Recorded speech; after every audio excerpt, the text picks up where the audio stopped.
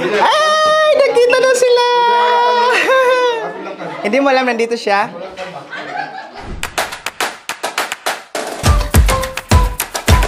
Hi guys, good morning. Ayan, welcome back again to Dong Vlogs. Sobrang busy ni Dong.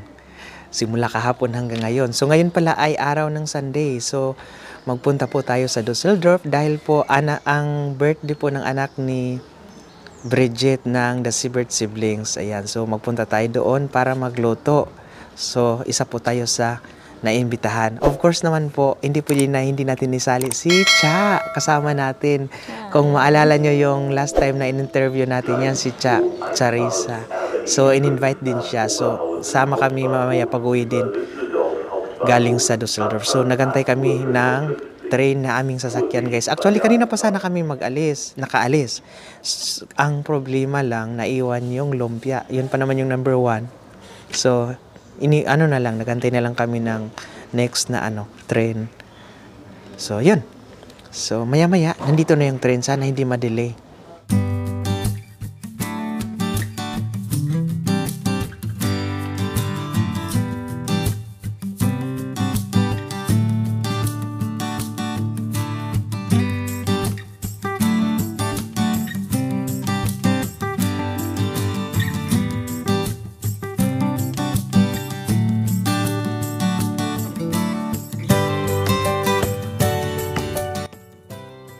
Yan guys, kabababa lang po namin ni Cha dito sa Holzheim. So, inantay po namin si Dietmar na magsundo sa amin para dalhin itong mga ibang gamit pa kasi medyo pabigat. Oo. Ayan guys, nandito na si Jomar. Siya palang magsundo. Akala namin si Dietmar. Mukhang lasing na.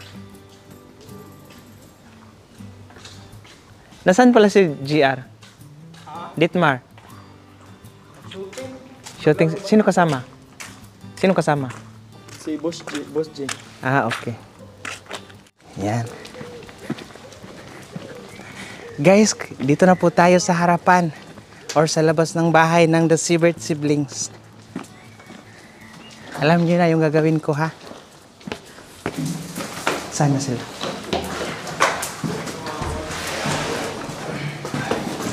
Kasiksi ba sa nag-birthday? Hi po! Nasaan si Jeke? Hi! Naina lang ako. Hello! Apa? Wala pa pag-ikaw mo. Mong dyan ko, friend. Hi! Papay ko. Mong dyan. Hindi nag-success kasi wala si Jeke. Hoy! Ay, dito pala. Ata ka. Saan? Ano, Jiki dito? Hi po! Yun nga guys, no, dito na po kami ngayon sa sa bahay ng The Siebert. Hindi na pala siblings. The Siebert family na pala. Binago na. Kailan lang binago, madam? Interviewin natin. hindi na The Siebert siblings, The Siebert family na. So ayan, so ngayon ang tema pala or ang tawag doon, motif ba 'yon? Ang tawag doon yung motif is, paki-explain, ano to? Anong motif na to? Dragon, ayan. Ay, dinosaur pala. Guys, ganito din si Marvin nung 1-year-old si Marvin. Ito yung namin. Ito yung kinuha namin na, motif. Ayan. So, maganda siya guys, as in. So, wala pa po yung bisita. Kami pa lang po. Yung mga German na bisita. So, ito yung nagsimula na tawag dito? Handa ni Lucas. Ayan.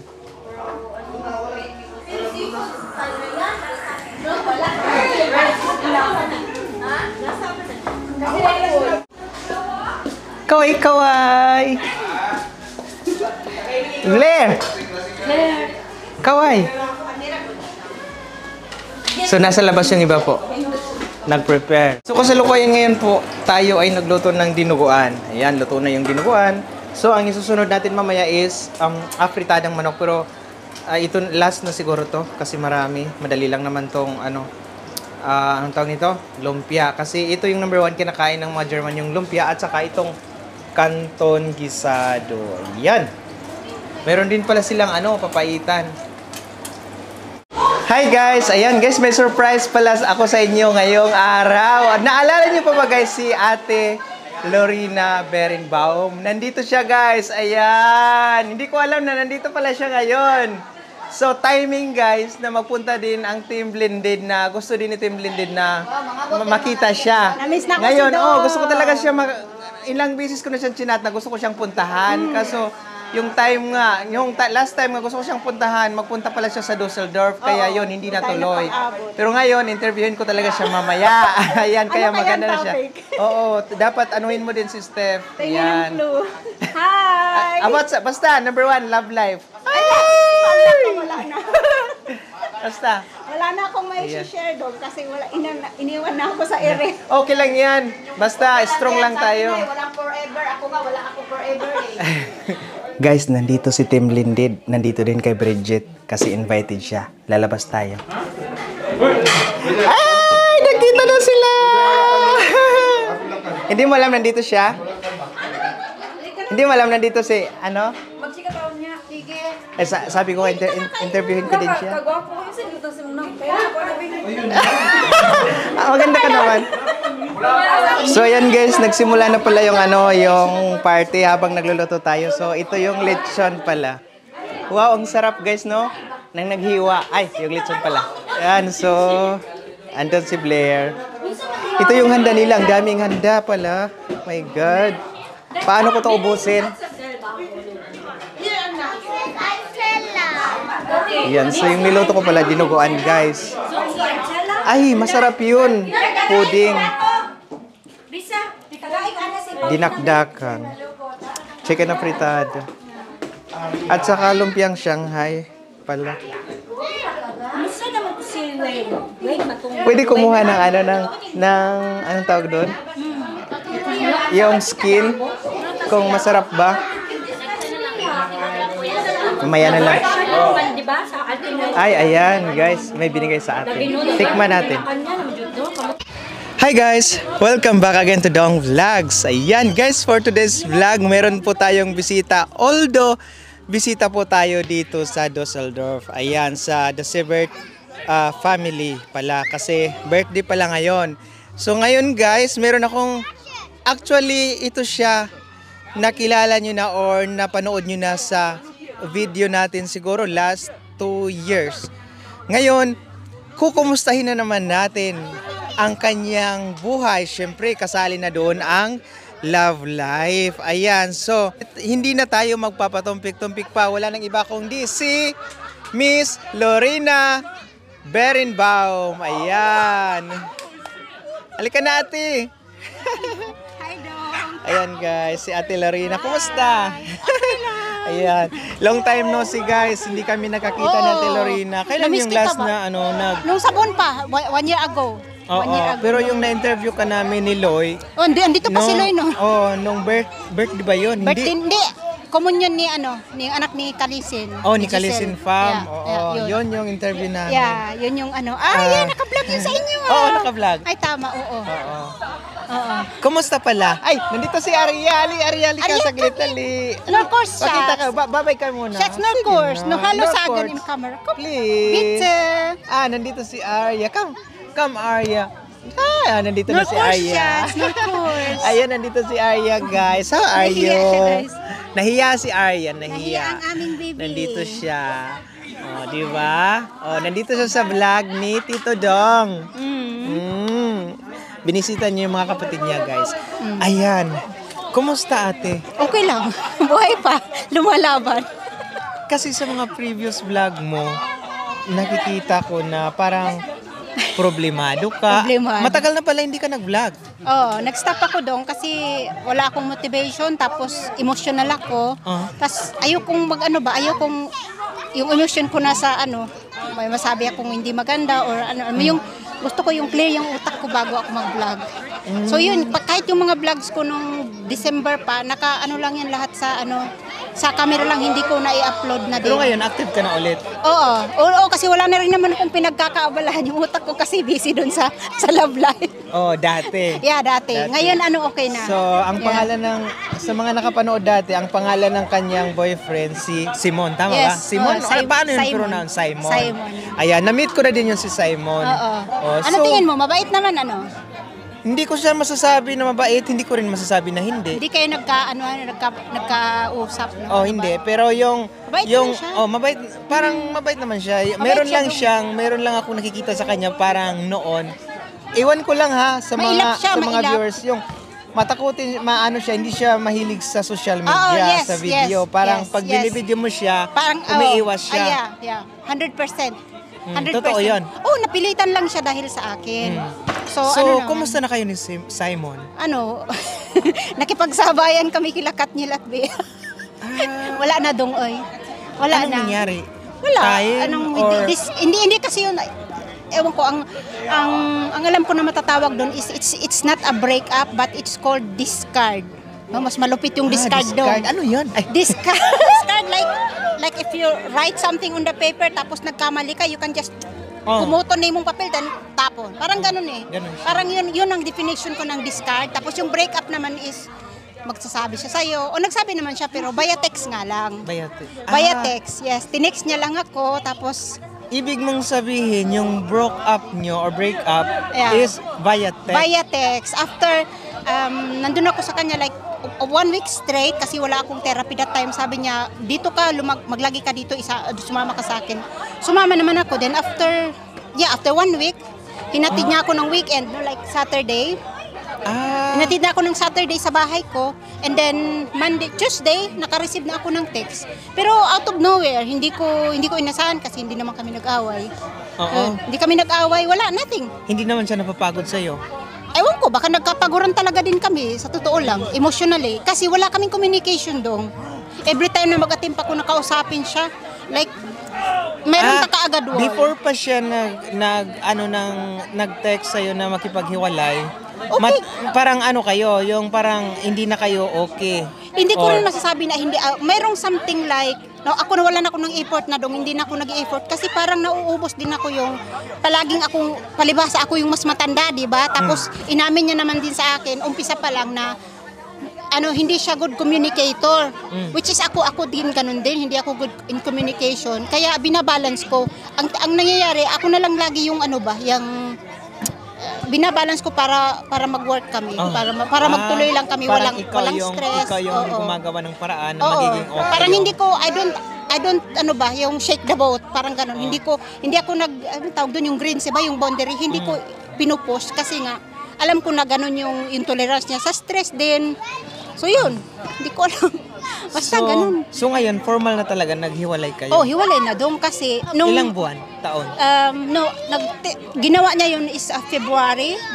Yes, February. This year? Yes, this year. Then, bumalik siya nag-text pa naman siya. Pina-follow up niya kung okay lang ako. Siyempre, nag-alala din siguro siya. Ako naman that time, inaalala ko rin siya kasi alam ko naman pinagdadaanan siya emotionally. Ano pinagdaanan niya? If you don't mind. Ano ba yun? Mayroon ka bang, narinig mo na ba yung salitang fearful avoidant, dismissive avoidant, or fearful avoidant? Ngayon lang, sa'yo. Ngayon lang. Ano yan dong yung mga tao na may ganyan. It's like attachment style. Merong secure, merong anxious attachment. Ayun, nagsa-psychology tayo dito ngayon. And merong dismissive avoidant. Parang feeling ko siya, ganun siya. Kasi umiiwas siya Lahat ng bagay iniiwasan niya. So, dinidismiss. So, it was like short period of time. Pero in the long run, maiipon kasi yun So, napagod siya emotionally. Ganon din ako. Kaya nung tinext niya ako ng ganon, to be honest, nung una na-shock ako, pero hindi ko sinagot doon. Wala talaga, as in crickets, wala akong sinagot sa kanya. And then habang tumatagal, like few days, week, parang feeling ko na-relieve na rin ako. That means yung relationship na yun is also weighing me down emotionally na hindi ko nakikita. Noon lang ako nakaramdam ng relief nung siya na yung Kaya na talaga Oo, yung kaya nag-give up. kaya hindi ako doon, never ko siya ginabol or tinext na what happened But then after And then nag-text yung mama niya yung nagkumontak sa akin. Sabi niya, ano nangyari sa inyo? Sabi niya, we're in traurig, we are sad. Sabi niya, hindi dapat ganon. You are together 3 years almost. And so basmakman ni sabi ng mama niya. Yun. Wait lang, di ba dalawa silang magkapatid ba? Tatlo sila, oo.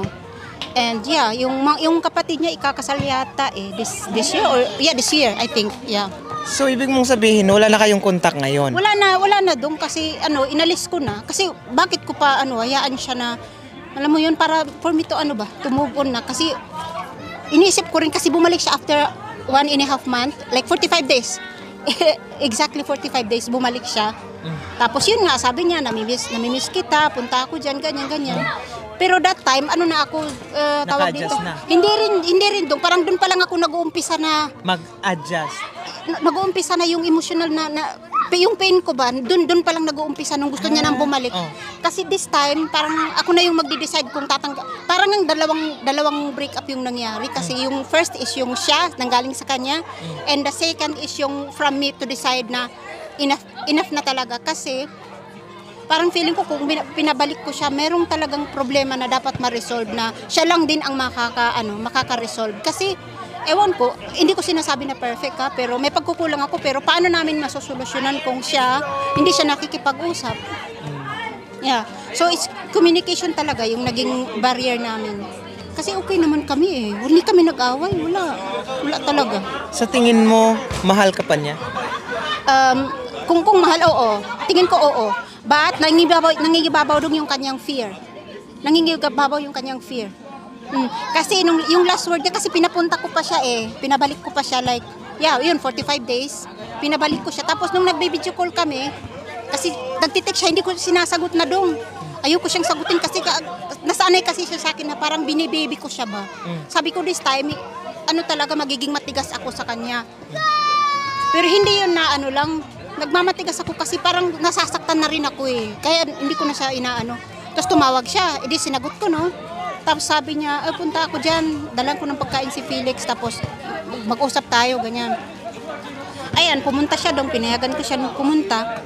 Tapos sabi niya, pakita mo nga si Felix. Ngayon, nung ginaganon ko yung camera doon, kasi naka-video call kami, nadaanan ng camera yung gamit na nakapak, nakita niya.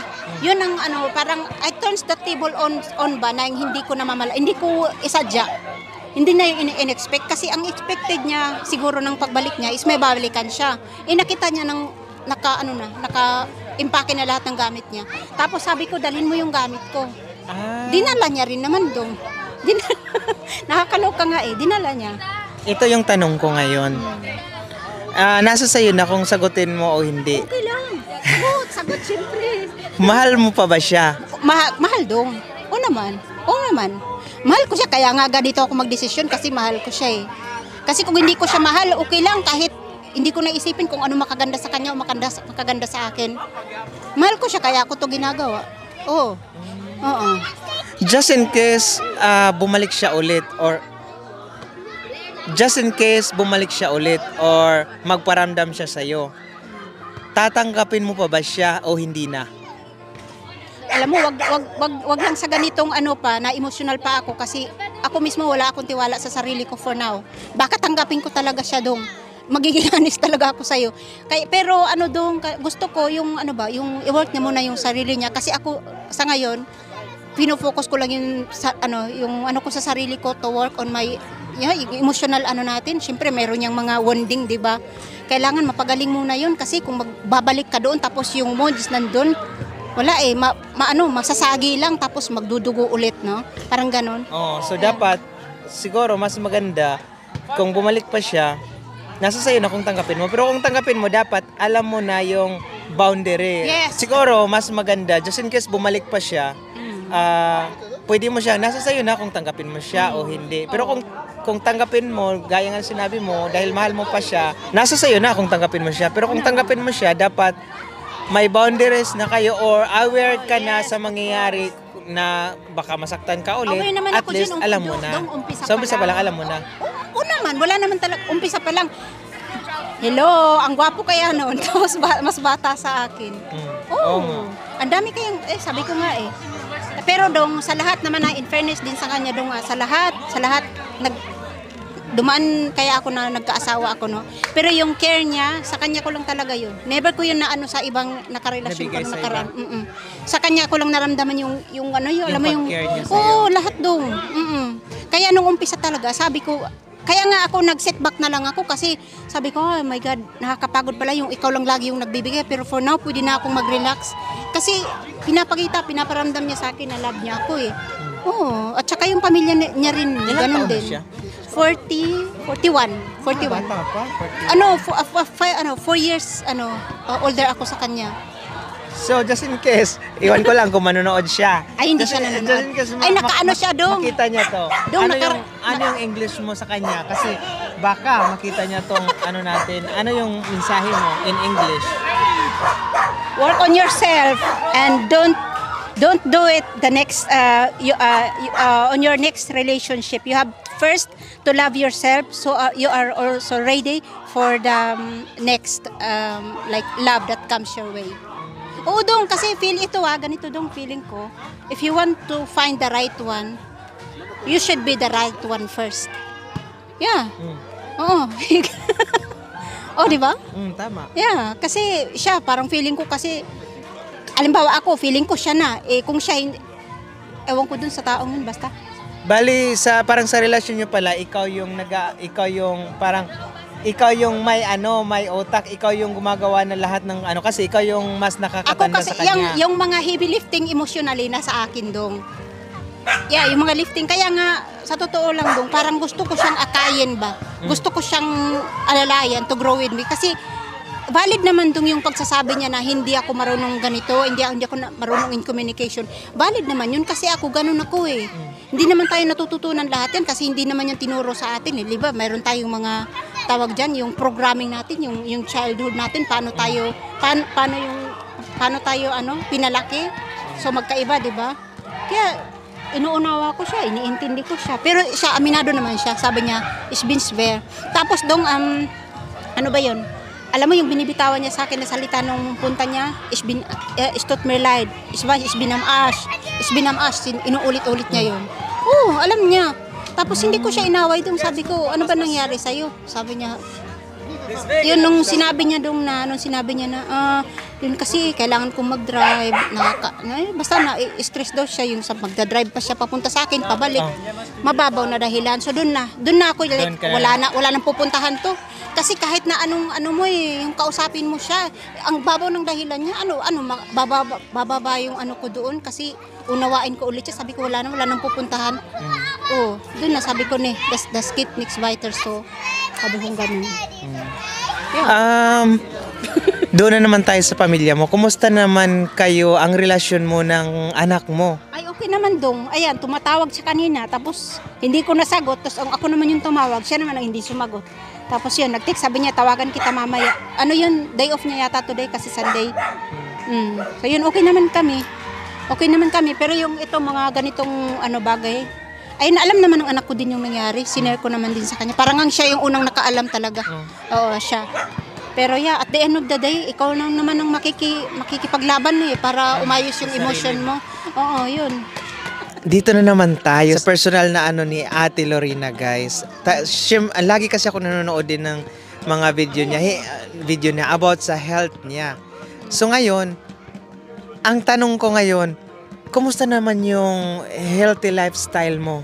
Yung sa health, okay naman Dong. I think okay naman so far. Nung mga nakaraan talaga nag-i-skyrocket yung anxiety ko. Kaya sabi ko, ano bang gagawin ko? Alam mo yung pagod ka pero hindi ka makatulog. Sabi ko, ano nung gagawin ko? Hindi pwede to. Kaya doon, nag-back to workout ako. Tapos, yun. Okay naman. Yung mga check-up, okay na ngayon? Okay na, okay din. Walang problema Dong. Like laboratory, nagtatrabaho ka pa ba? O, hindi na? Hindi nga ako allowed. Oo nga, di ba? Hindi ako allowed. Baka nga sideline ka hindi naman nga ako kasi allowed. Baka ikaw, baka pwede mo magtrabaho ko sa iyo. Hindi, ako sa'yo magtrabaho. Guys, gusto ko talaga si Lorena bisitahin sa bahay niya. Tingnan ko yung apartment niya kung saan siya nakatira. Sige, punta ka sa akin. Kasi siya lang mag-isa Malapit doon. naman dito. Pwede ka rin matulog doon kung gusto Dati mo. kasi, mahiya ako magpunta kasi nga si Simon, noon sila pa. Pero ngayon siya na mag-isa at saka si Felix. Gusto kong tingnan yung mga pusa niya. So, Anyway. Naghiwala din yung mga pusa namin dong. Ay, may mga jowa din yung pusa Hindi, niyo? naghiwalay di ba si Charlie yung kanya, si Felix yung akin, naghiwalay din. Ngayon minsan si Felix na pagtitripan ko, sabi ko, Charlie, ay Kinuha. naku, nandidilat yung mata ni Felix, akala niya talaga nandiyan si Charlie. As Maawa in, ako dun sa... naapektuhan yung mga Oo, naapektuhan pusa. dong, nag-anxiety din, nag-separation anxiety. Sa totoo lang, nag-separation anxiety dong kasi, alam mo, yung si Felix, tulog na lang ng tulog. Oh. Halabi ko nakahilata, ayaw ko Nagulat siya no, bakit naghiwalay Doon ako sila? doon pag gumitit. Kaya nga sabi ko nga I can't imagine yung mga may anak ba na iniwan. Ay, sabi ko parang hindi ko talaga masabi ko talaga na they are so strong, no? Kasi yun pusa lang yun, parang sabi ko nasisiraan na yata ako, pusa lang naman yan. Pero makita mo talaga yung feeling niya ba feeling ko na abandon na din siya ba. Ganun. Yun. Ayan. So, Ate... Life must go on dong. Oo, Oy, my Ate God. Lorena, last tanong. Saan ka ngayon kumukuha ng lakas ng loob para labanan yung mga problemang dumating sa buhay mo? Lakas na wait lang, magandang tanong. Sana kumukuha ng lakas ng loob. I think dong unang-una, no, magdasal ka, tapos sa sarili mo, nakakayanin mo kasi kung matatakot lang dong, wala talaga ida-down, hihilahin ka talaga ng takot mo kung matatakot ka lang palagi.